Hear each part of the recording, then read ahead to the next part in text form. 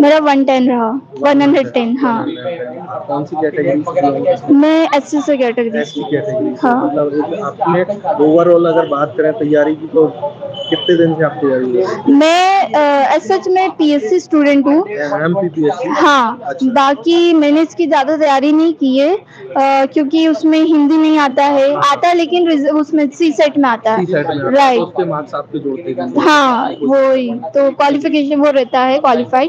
तो इतना मैंने किया नहीं था, तो अगर मैं बात करूँ कि मैंने इसकी तैयारी 1-1.5 मंथ से की, ज्यादा से ज्यादा। फिर भी आपने शानदार स्कोर किया। अगर मैं बात करूं आपसे, मैथमेटिक्स का क्वेश्चन आपने देखा होगा, एमपीपीएससी के लिए तो कम ही मिला होगा देखने को। एमपीपीएससी में तो हाँ कम मिलता है, हाँ भाई। बाकी इसमें तो बहुत ज्यादा था, और एडवांस लेवल भी था।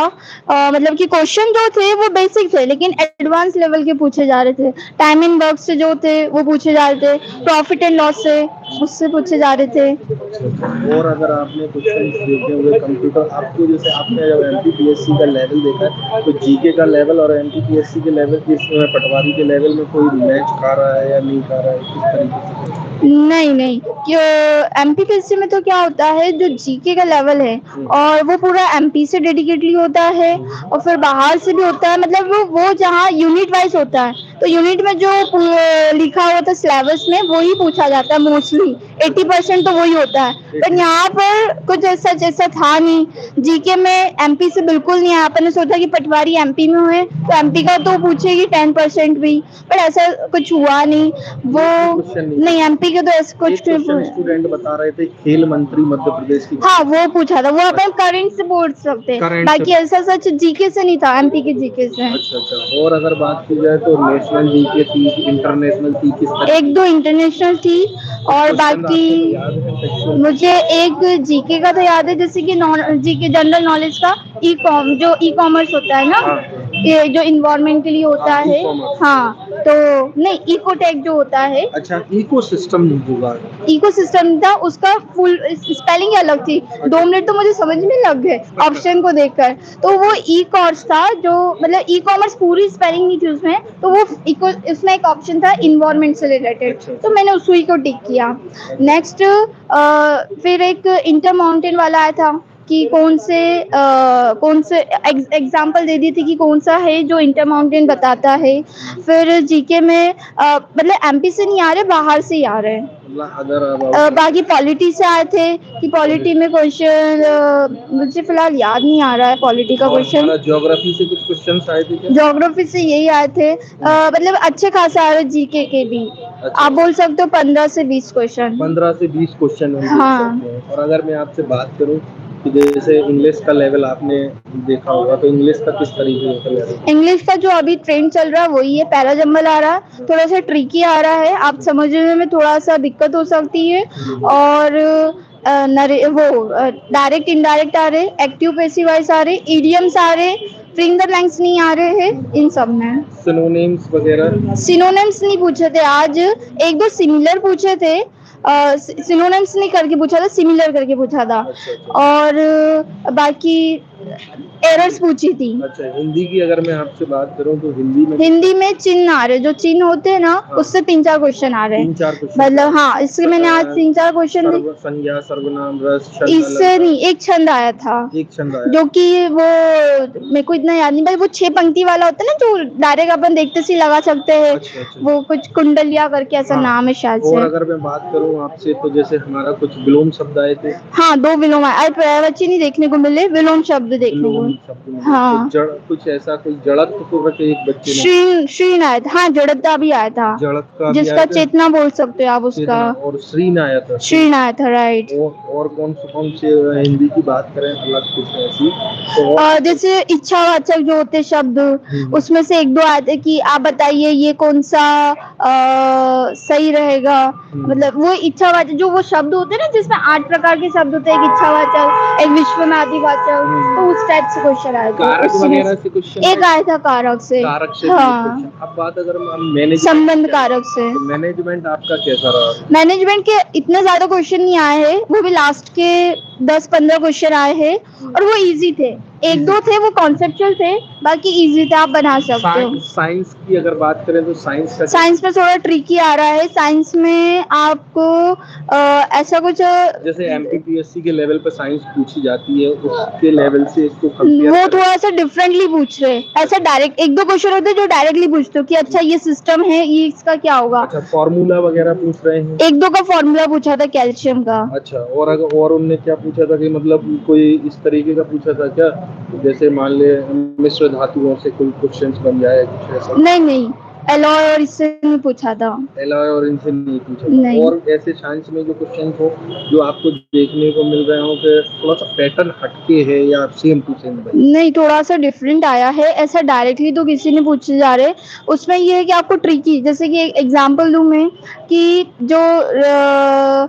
जो बबल्स होते हैं वो क्यों बनते हैं पानी में, और वो उसमें स्पार्कल क्यों होता है, लाइटिंग क्यों होती है। तो अपन को वो उसका पूरा एक प्रोसेस बताना होना चाहिए। उसमें डायरेक्ट नहीं आ रहा है, तो वैसे टाइप के क्वेश्चन आ रहे हैं कि आपको सोचना पड़ रहा है उसके लिए। थोड़ा सा देखा जाए तो टाइम टेकिंग जिसको हम या है ना, राइट। अगर पूरा ओवरऑल अगर एग्जाम में अगर टाइम मैनेजमेंट का अगर रिव्यू रखें तो कुछ इशू आ रहा है टाइम मैनेजमेंट? जी बहुत आ रहा है। अगर टाइम मैनेजमेंट अच्छा नहीं हो तो आप ज्यादा से ज्यादा स्कोर नहीं कर सकते। मेरा स्कोर इतना अच्छा नहीं है, बट इससे भी ज्यादा अच्छा कर सकते हैं। मैथ्स में बहुत अलग टाइप के आ रहे हैं, तो सोचना पड़े। उसमें 2-3 मिनट तो एक दो क्वेश्चन में जा रहे हैं।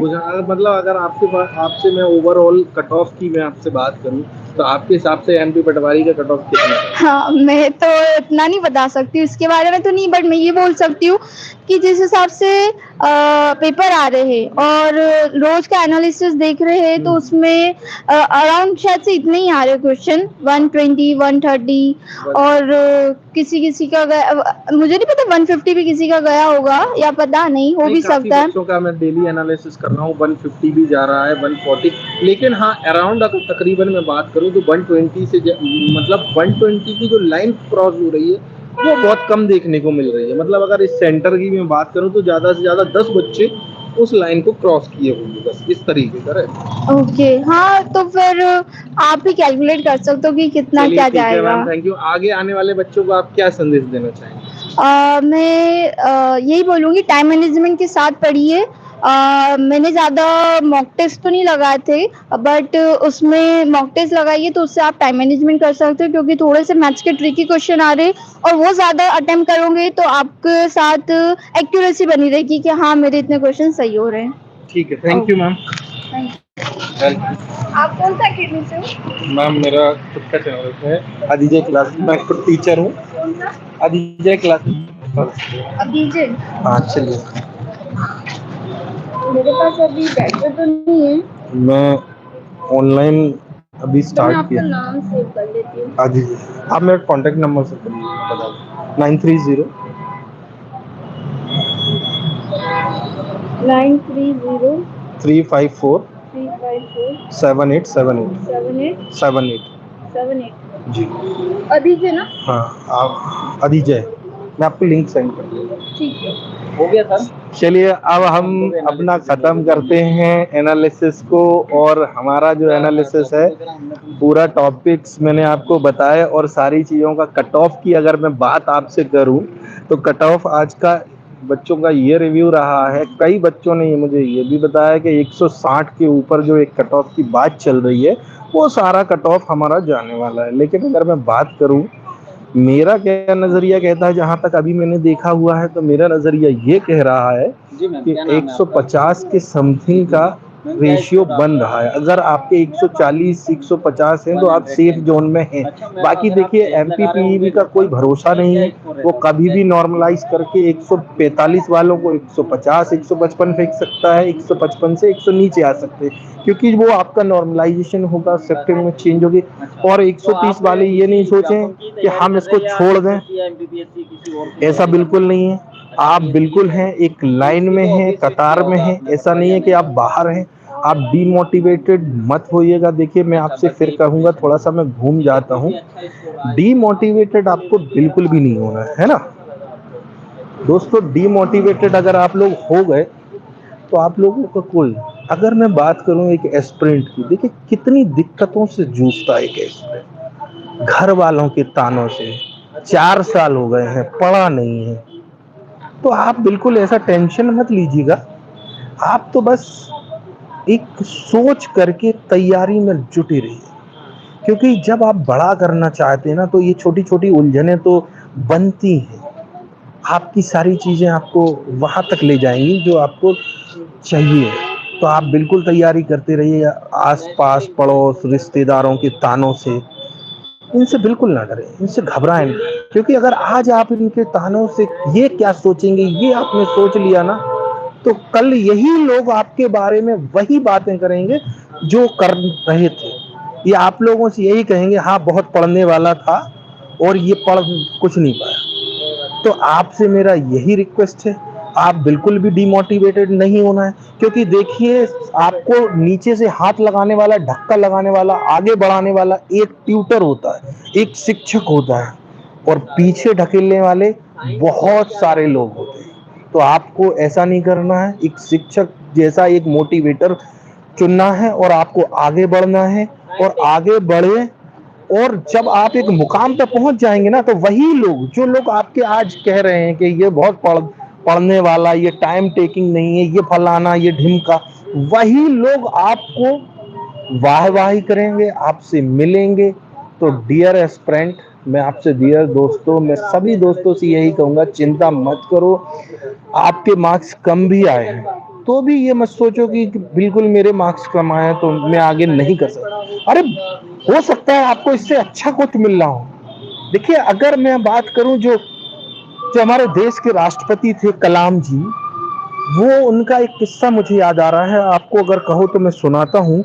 उनका किस्सा एक ऐसा है कि जब उनके एक इंटरव्यू के लिए उनको जाना था हैदराबाद, तो उनके पास पैसे नहीं थे। अपनी बहन के कुछ कंगन बेच बाच के बहन ने पैसे दिए, और एक तरफ का किराया था, लौट के नहीं आ सकते थे। गए और वहां पर नहीं हुआ सिलेक्शन, लेकिन सिलेक्शन ना होने के पीछे डर गए, आत्महत्या करने के लिए जा रहे थे, लेकिन रास्ते में एक बाबा से मिले, समझाया, और वो आज इस तरीके से आगे बढ़े, इस तरीके से आगे बढ़े कि हम इतने बड़े साइंटिस्ट और देश के हमारे राष्ट्रपति बने। क्यों बने? क्योंकि कलाम जी के एक कान में गीता का ज्ञान रहता था और एक कान में विज्ञान, और दोनों हाथ बुक के लिए रहते थे। तो आपको ये नहीं सोचना है कि हम कुछ नहीं कर सकते। यू कैन डू इट, आप कर सकते हो। ऐसा कुछ भी नहीं, ऐसा कोई काम नहीं है जो आप नहीं कर सकते। यू कैन डू इट, बस बने रहो। मेरे मैं आपकी से यही कहूंगा, तैयारी में कोई कमी मत रखो। तैयारी में यूट्यूब पर इतना फ्री ऑफ कॉस्ट मटेरियल है, बहुत सारा। मेरे चैनल से क्या, बहुत सारे चैनल से फ्री ऑफ कॉस्ट मटेरियल है, तो आप कहीं सर भी जाके आप देख सकते हैं सारी चीजों को, और आप पढ़ें, टाइम निकालें अगर आप पढ़ना चाहते हैं तो मैं आपसे यही कहूंगा कि आज का इसी के साथ मैं, आज जो मैंने आपको एक मोटिवेशन के लिए स्टोरी सुनाई है, तो आप इस स्टोरी को सुनकर अपना मोटिवेशन है, दुनिया क्या कहती है क्या नहीं कहती है, लोगों से कोई फर्क नहीं पड़ता। देखिए, दुनिया का कोई भरोसा नहीं है, वो तो कुछ तो लोग कहेंगे, वो लोगों का काम है। लेकिन जब आप एक स्टार बन जाते हैं ना, तो लोग आपको सुनना पसंद करते हैं, समझना पसंद करते हैं, और सारी चीज़। चलिए देखिए, मैं आपको बता रहा हूँ सारी चीज़ें, कि अब हम आज का रिव्यू ख़त्म करते हैं। सारा एनालिसिस मैंने आपको बताया, कट ऑफ के बारे में भी मैंने आपको बताया कि जो कट ऑफ है वो 150 के अप्रोक्स जाने वाला है। ठीक है, और मैं जो डिस्कशन है वो भी मैं अभी थोड़ी देर बाद अपनी क्लास में करूंगा। शानदार रिव्यू सभी लोगों ने, आपने देखा, एमपीपीएससी एस्पिरेंट्स भी इस एग्जाम को दे रहे हैं। तो आप ये मत सोचिएगा कि आप कोई वो है, एमपीपीएससी के एस्पिरेंट लोगों के एग्जाम देने के बाद भी 110 नंबर आए हैं। तो आप ये मत चिंता करिए कि आपके कम मार्क्स आए हैं, आपके अच्छे मार्क्स आए हैं। ठीक है, अमल पाठक जी, हेलो, बिल्कुल हेलो, बहुत दिन बाद दिखे हो भाई। आज का अगर मैं बात करूं ओवरऑल, तो आज की अगर मैं बात करूं तो ओवरऑल जो हमारा एग्जाम रहा है मॉडरेट लेवल रहा है। कंप्यूटर की अगर मैं बात करूं तो बच्चों ने बताया कि इजी टू मॉडरेट लेवल पर गया है। और अगर मैं बात करूं एनालिसिस में मैथमेटिक्स और रीजनिंग की, तो बच्चों मैथमेटिक्स और रीजनिंग के हमारे टॉपिक्स रहे थे, वही रहे हैं, टॉपिक्स वही हैं। थोड़ा सा मतलब चेंज है जो वो हमारा यही है कि कैलकुलेटिव जैसा थोड़ा सा इजी कह सकते हैं रहा है, रीजनिंग थोड़ा सा इजी रहा है। अगर मैं बात करूं हिंदी की तो हिंदी भी इजी है, अगर मैं बात करूं हमारे मैनेजमेंट की तो मैनेजमेंट थोड़ा सा मॉडरेट लेवल का आ जा सकता है। कंप्यूटर का मैंने आपको बता ही दिया। इंग्लिश में जो पैराजंबल का बोलबाला था वही बोलबाला है और वही रहेगा आगे भी, तो बिल्कुल पढ़ के जाएं, ठीक है। इसके बाद मैं इस रिव्यू को खत्म करता हूं। Thank you all, thank you. आपको सेशन अच्छा लगा हो तो लाइक करिएगा और सब्सक्राइब का बटन दबा दो यार, इतने लोग ऑनलाइन हो, लाइक्स की संख्या कम है, तो सब्सक्राइब भी कर दो और बेल आइकन भी दबा दो, और है ना, जल्दी जल्दी लाइक कर दो। देखो आपके लिए इतनी मेहनत करता हूँ, इतना सारा चीज, तो सब्सक्राइब